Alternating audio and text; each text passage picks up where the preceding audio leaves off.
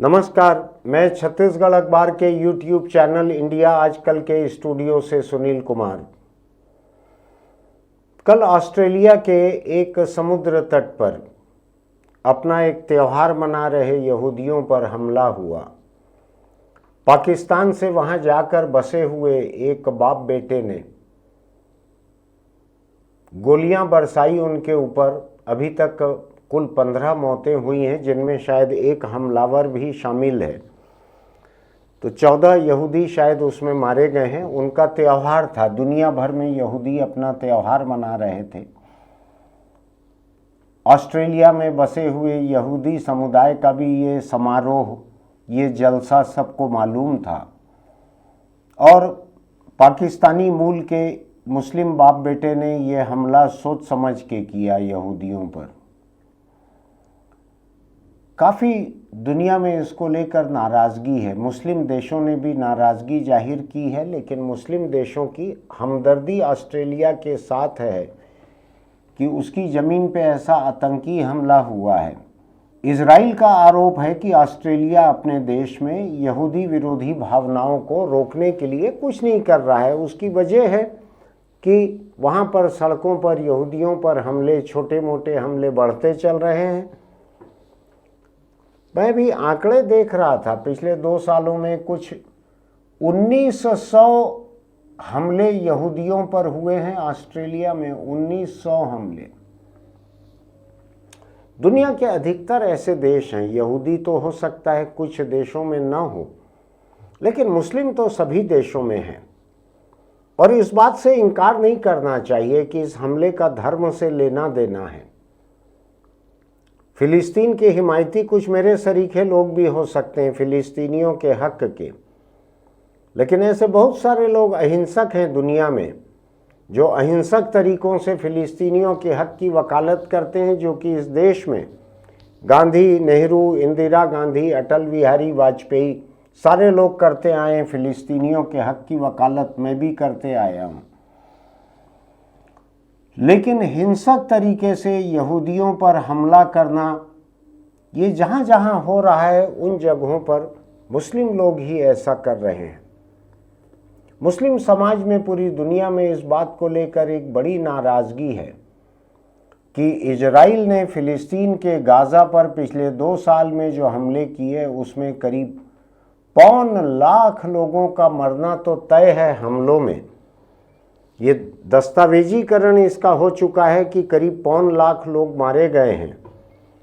लेकिन इजरायली बंदिशों के कारण जो राहत सामग्री, अनाज, दवाई कुछ भी नहीं पहुंच पाया गाज़ा में, उसमें और 1-2 लाख लोग और मारे गए हैं। उसमें कुपोषण के शिकार होकर, बीमारी से, जख्मों से मारे गए, ऐसे और लोग भी हैं, भूख से मारे गए।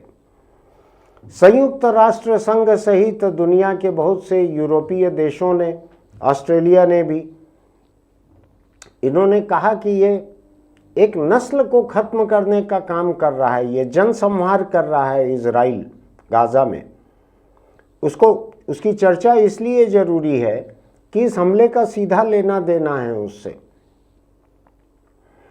कि फिलिस्तीनियों की नस्ल को खत्म करने की साजिश है, खुला हमला है इजराइल का, ऐसा लोगों का कहना है। इजराइल इससे मना करता है कि वो किसी नस्ल को खत्म करने की कोशिश नहीं कर रहा है। लेकिन अब इस बात को समझने की ज़रूरत है कि आधी सदी हो गई है फिलिस्तीनियों पर जुल्म ढाते हुए इजराइलियों को, और पूरे दुनिया के मुस्लिमों के बीच में आपको इसी तरह से देखा जाता है कि आप इजराइल के साथ हैं कि आप मुस्लिमों के साथ हैं। ये एक बहुत बड़ी खाई खुदी हुई है दो के बीच, और आपको तय करना पड़ता है। जब कभी आप दुनिया के मुस्लिम मुद्दों पर बात करें तो आपको ये एक स्टैंड लेना पड़ता है कि आप इजराइल के साथ हैं या फिलिस्तीन के साथ हैं। अगर आप इजराइल के साथ हैं तो मुस्लिमों के दुश्मन हैं, और अगर आप मुस्लिमों के साथ हैं तो इजराइल मानकर चलता है कि आप उसके दुश्मन हैं। मैं थोड़ा हैरान होता हूँ। मैंने विश्व इतिहास बहुत पढ़ा नहीं है, बहुत सतही तौर पर पढ़ा है।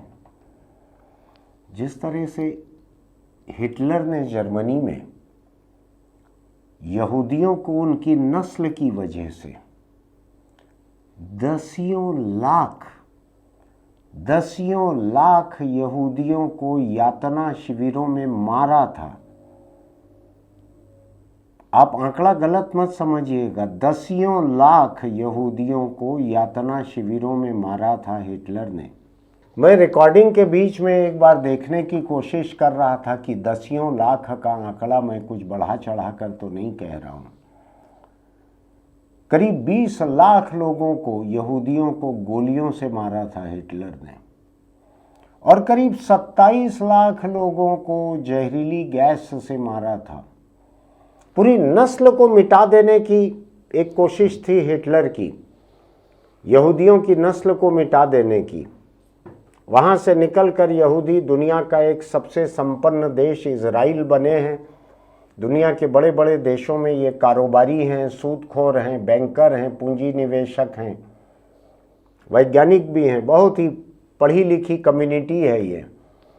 लेकिन जिस अंदाज में इन्होंने फिलिस्तीनियों पर जुल्म जारी रखा हुआ है, कोई अभी का नहीं, पिछले 2 साल का नहीं, उसके और पहले से, दशकों पहले से जो जारी रखा हुआ है।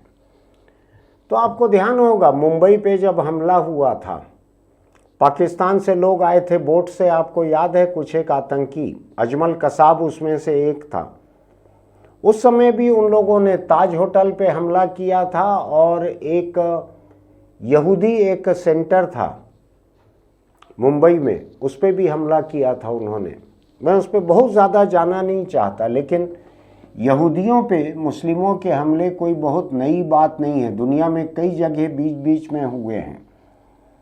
लेकिन ऑस्ट्रेलिया में ये इतनी बड़ी संख्या में मारना किसी को, ये कई दशक बाद हुआ है ये, और इजराइल परेशान है इसको लेकर। मैं भी परेशान हूँ कि हिंसा किसी चीज़ का इलाज नहीं होता, और चाहे वो नक्सल मोर्चा रहे, कश्मीर का रहे, मणिपुर का रहे, पाकिस्तान का रहे, बांग्लादेश का रहे, कहीं भी रहे, चीन के साथ सीमा की सरहद पर रहे, कहीं भी हिंसा मुझको नहीं सुहाती है। मुझको लगता है बातचीत से हर चीज़ सुलझ सकती है।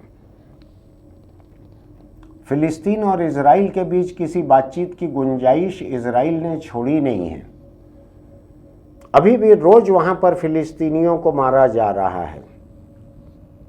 अब मैं सोचता हूं कि दुनिया के कितने देशों में मुस्लिम बसे हुए हैं, इसको अगर मैं निकालूं तो शायद ही कोई ऐसा देश होगा जहां पर मुस्लिम ना हो, इजराइल सहित। इजराइल में भी बहुत सारे अरब लोग हैं, बहुत सारे मुस्लिम हैं वहां। इन मुस्लिमों में से कुछ लोग ऐसे हैं जो जब देखते हैं कि ये अमेरिका और ये उसका गुंडा इजराइल, ये एक नस्ल मिटाने के लिए काम कर रहे हैं फिलिस्तीन पर, तो बहुत सारे ऐसे लोग हैं जिनको लगता है कि इस दुनिया में फिलिस्तीनियों को उनका हक जो है वो शांति से नहीं मिल सकता, बिना हिंसा के उनको इंसाफ नहीं मिल सकता।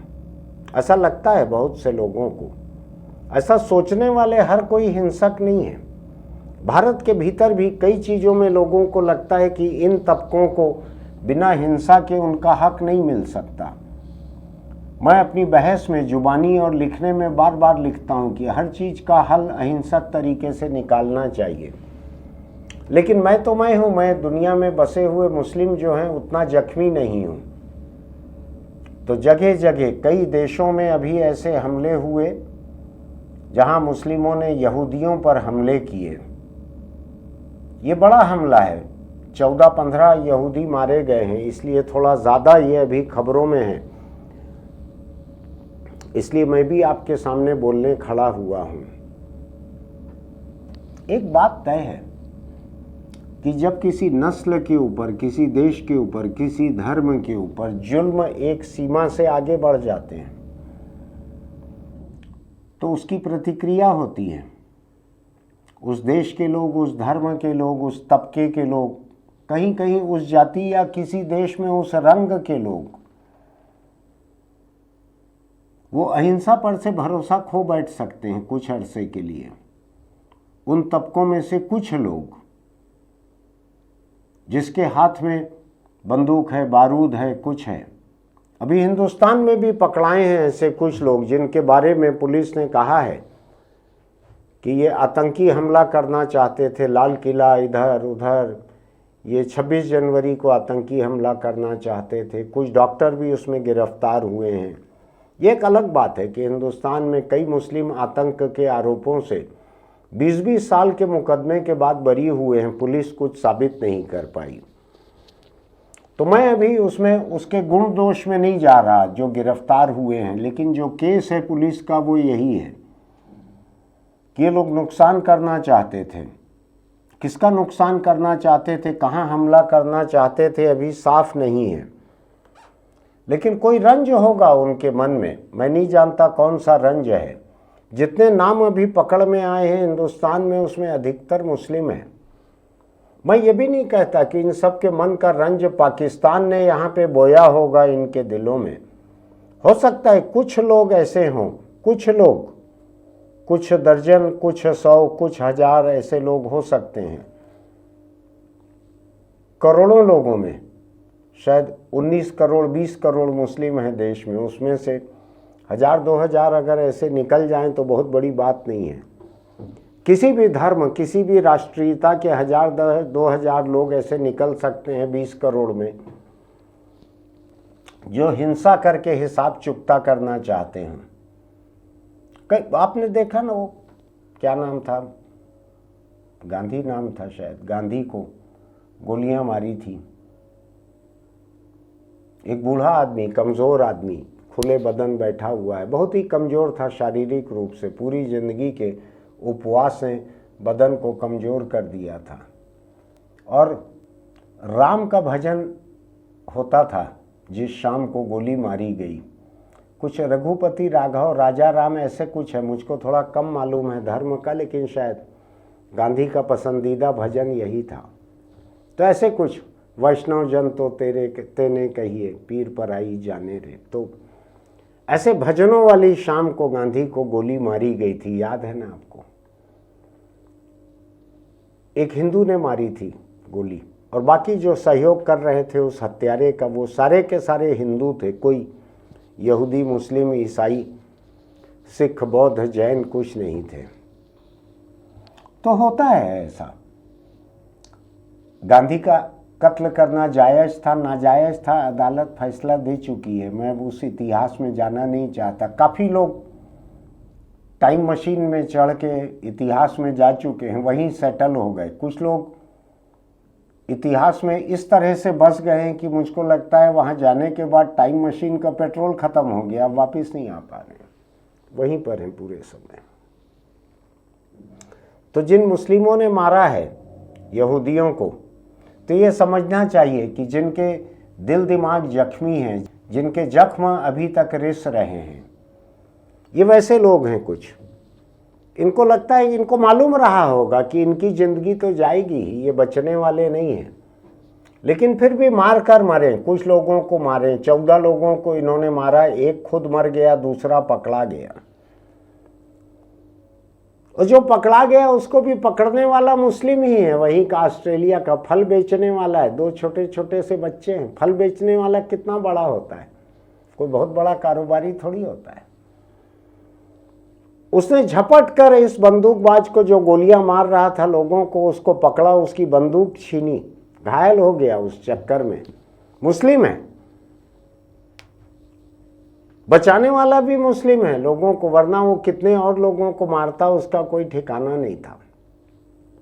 तो किसी धर्म से केवल बुरे लोग हैं ऐसा नहीं है, अच्छे लोग भी हैं।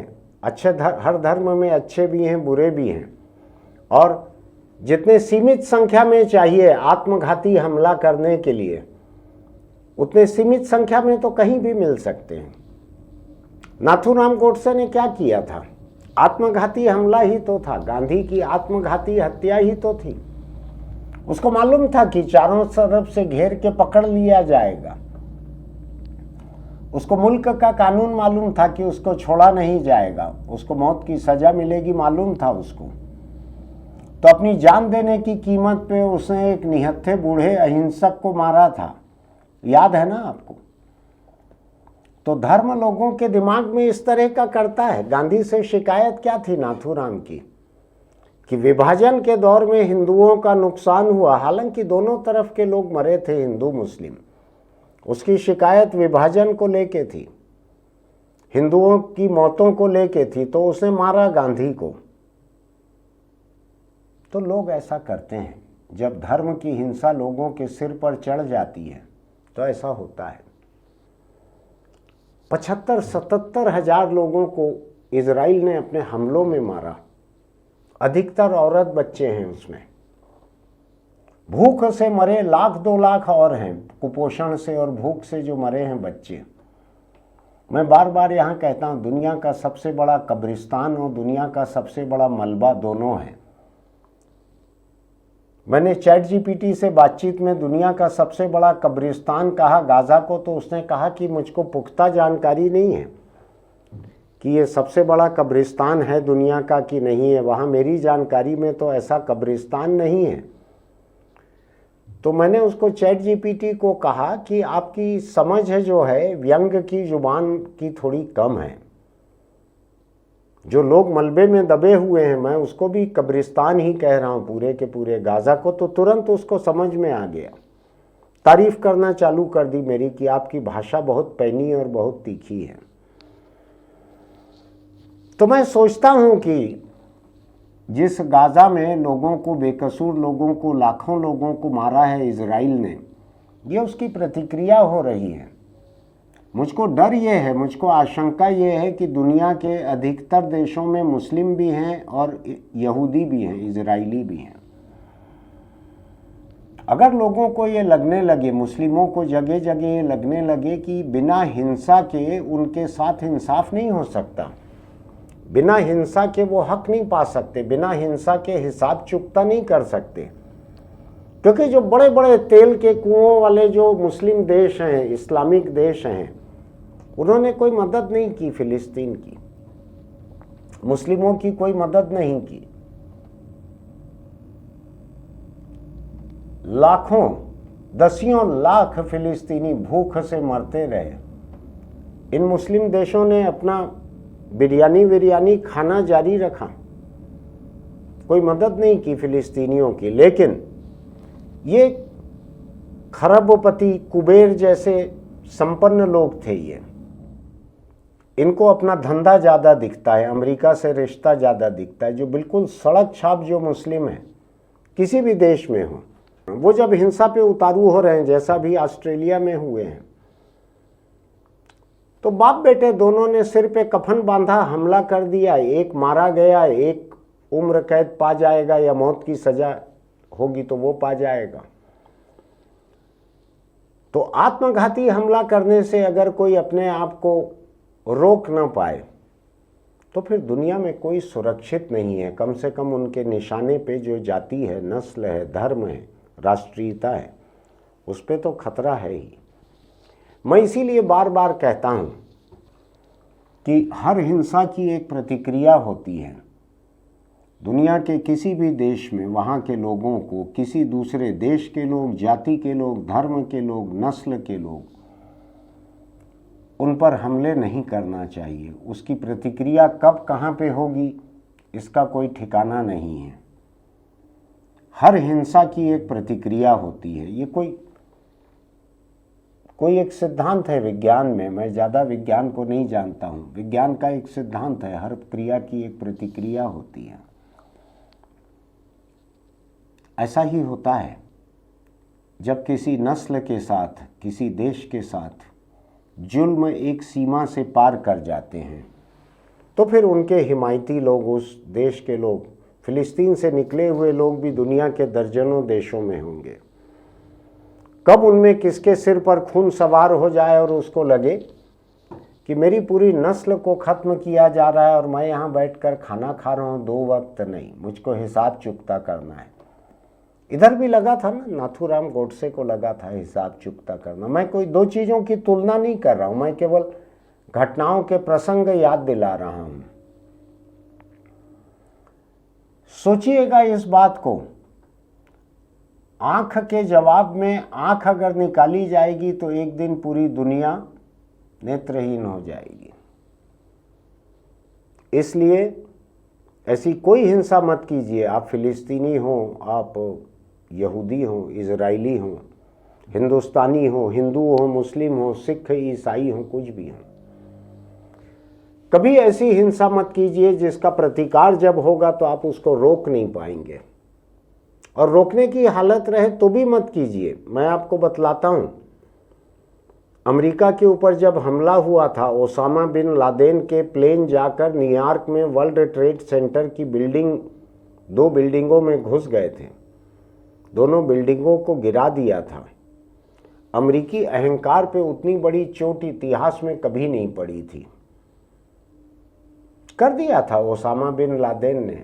एक आदमी जो गुफा में रहता था, पहाड़ के भीतर छुप के रहता था, गरीब की जिंदगी जीता था, जब उसको लगा कि अमेरिका जो है मुस्लिम देशों पे हमले कर रहा है, एक के बाद दूसरे मुस्लिम देश पे, तो अमेरिका का अहंकार उसने निपटा दिया। फिर चाहे अमेरिका ने अपनी पूरी फौज, पूरे जासूसी तंत्र को लगाकर पाकिस्तान में उसको पकड़कर उसको मार दिया, ऐसा अमेरिका दावा करता है। आज तक उसने कोई सबूत नहीं दिया है। हमने मारा, उसकी लाश को हमने लेड के शीशे के ताबूत में भर के उसको समंदर में अज्ञात जगह पे डुबा दिया है, ये अमेरिका का कहना है। हो सकता है जिंदा हो, अभी अमेरिकी कैद में हो, वो जो भी हो, लेकिन अगर उसने तय किया था कि मुस्लिम देशों पे जो अमेरिका का हमला होना है उसका हिसाब चुकता करना है, तो उसने अमेरिका के ऊपर हमला तो कर दिया था एक बार। आज ऑस्ट्रेलिया में ये हमला तो हो गया। मैं खिलाफ हूँ, मैं वर्ल्ड ट्रेड सेंटर की इमारतों पे हमले के भी खिलाफ था, इसके भी खिलाफ हूँ। गोडसे ने जो कत्ल किया था मैं उसके भी खिलाफ था। लेकिन दुनिया में ये प्रतिक्रिया होती है, इसको मत भूलिएगा। हिंदी फिल्मों में होता है कि आप किसी के साथ जुल्म करें, ज्यादती करें, तो उसकी अगली पीढ़ी भी आपसे हिसाब चुकता करती है। अभी इन दिनों शायद कम बन रही है फिल्में, मैं जब देखता था तब बहुत बनती थी।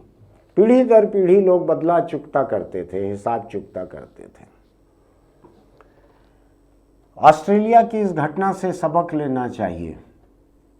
कभी सांप्रदायिक, धार्मिक, कभी जाति का, रंग का, नस्ल का, राष्ट्रीयता का, उसकी हिंसा इतनी अधिक मत कीजिए। मैं आपको बतलाता हूँ, इज़राइल ने अपने देश के भीतर जो यहूदी हैं उनको तो महफूज रखा हुआ है, सुरक्षित रखा हुआ है, फौज बहुत सारी है, लेकिन यहूदी तो पूरी दुनिया में बिखरे हुए हैं। इधर मुंबई में भी थे जिनके ऊपर अटैक हुआ था। तो क्या होगा? पूरी दुनिया में इज़राइल ने अपने मुख्य नागरिक धर्म जो है वहाँ का यहूदी, उसके लोगों को पूरी दुनिया में खतरे में डाल दिया है। कभी किसी देश को ऐसा नहीं करना चाहिए कि किसी एक धर्म के ऊपर ऐसा और इतना हमला करे कि उसके कुछ लोग इंसाफ मानकर हमला करें, हिंसा पे उतारू हो जाएं कि हमारे को हक मिलने का, इंसाफ मिलने का और कोई जरिया नहीं है। ये बहुत खतरनाक नौबत रहेगी, क्योंकि कोई हमलावर अगर ये तय कर ले कि उसको अपने आप को मार के भी कई लोगों को मारना है, तो उसको आप नहीं रोक सकते। कोई देश नहीं रोक सकते। ऑस्ट्रेलिया की सुरक्षा तैयारी हो सकता है भारत से ज़्यादा हो, या अमेरिका में विमान जो है अपने रास्ते से हट के उन बिल्डिंगों की तरफ बढ़ रहे थे, पूरी अमेरिका की एयरफोर्स जो है धरी रह गई, कुछ नहीं कर पाया। वो हजारों लोग मर गए, कुछ नहीं कर पाया। ऑस्ट्रेलिया की ये घटना सबक है पूरी दुनिया के लिए, खासकर इजराइल के लिए। मेरी हमदर्दी है, उसने अपने नागरिकों के, मुख्य धर्म के लोगों को खोया है, चाहे वो नागरिक किसी भी देश के हों। मेरी हमदर्दी है उनके साथ, और मैं इस हिंसा को गलत भी मानता हूँ। लेकिन जिस तरह से इजराइल फिलिस्तीनियों के जनसंहार और नस्ल खत्म करने के लिए लगा हुआ था, ये मैं नहीं कह रहा हूँ, बहुत सारे अंतर्राष्ट्रीय संगठन और बहुत सारे देश ये कह रहे हैं, ये जेनोसाइड है, ये जनसंहार है, जनसंहार है, ये वहाँ का नस्ल संहार है, ये फ़िलिस्तीनियों की नस्ल ख़त्म करने का। मत कीजिए ऐसा कभी भी। ऐसा करने के बाद आप दुनिया में बिखरे हुए अपने लोगों को नहीं बचा पाएंगे। ये मेरी सलाह मोटे तौर पे इजराइलियों के लिए है और बाकी दुनिया के लिए भी है। फिर मिलेंगे। अगर आपको लगता है कि मैंने कोई जायज़ बात की है तो हमारे इस YouTube वीडियो को अपने दोस्तों को भेजिएगा, शायद वो भी इस नज़रिए को देखना चाहें। सहमत असहमत होना अलग बात है, आप कमेंट बॉक्स में असहमति लिख सकते हैं। हिंसा के जवाब में हिंसा का एक बड़ा खतरा रहता है। मैं किसी भी तरह की हिंसा के खिलाफ हूँ, पहली हिंसा के भी और दूसरी हिंसा के भी। चलिए, चलते चलते आपसे एक अपील है, अगर आपको हमारे ये वीडियो अच्छे लगते हैं तो हमारे YouTube चैनल इंडिया आजकल को सब्सक्राइब कीजिए, नोटिफिकेशन की बटन दबाइए, लाइक कीजिए, कमेंट बॉक्स में लिखिए कि इस मुद्दे पर आपका क्या कहना है। और चलते चलते एक छोटी सी सलाह, अगर आप दोपहियों पर चलते हैं तो हेलमेट लगा कर रखिए। कल फिर मरे हैं कुछ लोग छत्तीसगढ़ में सड़कों के ऊपर, दोपहिए पर जो चल रहे थे, फिर मरे हैं कल लोग। 99% मामलों में लोग हेलमेट नहीं लगाए रहते। 99%। किसी एक आध ने लगाया होगा हेलमेट और वो मर गए तो उनको मेरा सलाम कि आपने कोशिश तो की थी बचने की। बहुत सावधान रहिए। दोपहियों पर आप चलाते हो या पीछे बैठते हो, हेलमेट लगा कर रखिए। कई तरह के हादसे रहते हैं जिसमें हेलमेट आपकी ज़िंदगी बचा सकता है। फिर मिलेंगे।